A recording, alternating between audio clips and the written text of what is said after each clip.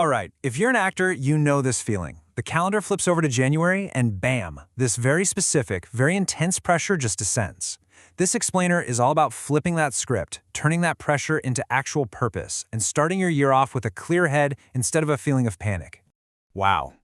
Okay, if that quote just hits home, if you woke up on New Year's Day and your very first thought was about everything you haven't done yet, well, then you're in exactly the right place.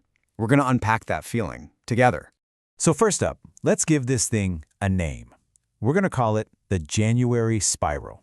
You know what I'm talking about. It's that overwhelming, almost dizzying pressure that comes with the weight of a brand new year.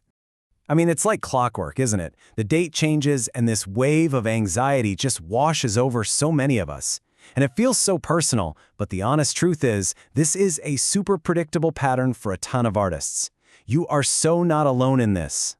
And then, oh boy, the internal monologue kicks into overdrive. It's just this constant nagging chorus of shoulds. I should be getting more auditions. I should have a new agent by now. I should have this perfect color-coded 5-year plan. It is absolutely exhausting. I'm willing to bet it does. And it is a heavy, heavy weight to carry. This feeling that you're already losing a race that has barely even started. But what if I told you that entire burden is based on a complete myth? Okay, so let's pull back the curtain for a minute. Because if we're going to dismantle that myth, we really need to get the inside scoop on what's actually going on in the industry right now. So here it is, the big secret, and it's surprisingly simple. The industry doesn't just hit a giant reboot button on New Year's Day. There's no magic switch that gets flipped that suddenly unleashes a flood of amazing opportunities. This right here highlights the huge disconnect between our perception and what's real. We actors think we're expected to be shooting out of a cannon on January 2nd. But the reality? The industry is still stretching, maybe grabbing another cup of coffee, and just slowly waking up from the holidays. Let's get really specific here. Casting directors are just getting back to their desks. Agents and managers are trying to dig out from an avalanche of holiday emails. Productions are slowly, and I mean slowly, ramping back up. The most important thing to get here is that the pressure you're feeling, it's internal. It is not coming from the industry. Okay, so if sprinting out of the gate is the wrong move, what's the right one?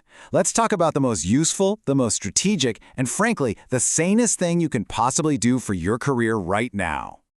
This is the million-dollar question, right? If you want to build real momentum that actually lasts all year, what's the single best thing you can do for yourself this week?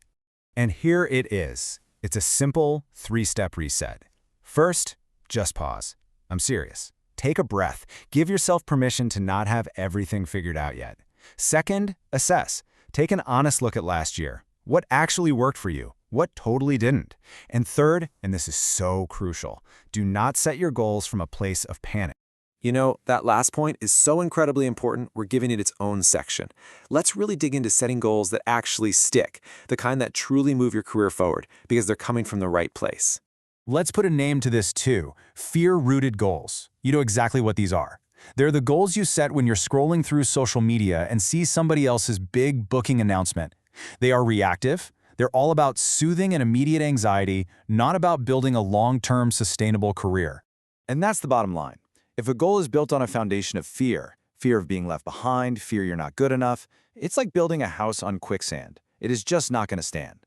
Real, sustainable goals, they're built on a foundation of clarity and what you genuinely want, not desperation. So I'm going to leave you with a question, a little assignment for yourself.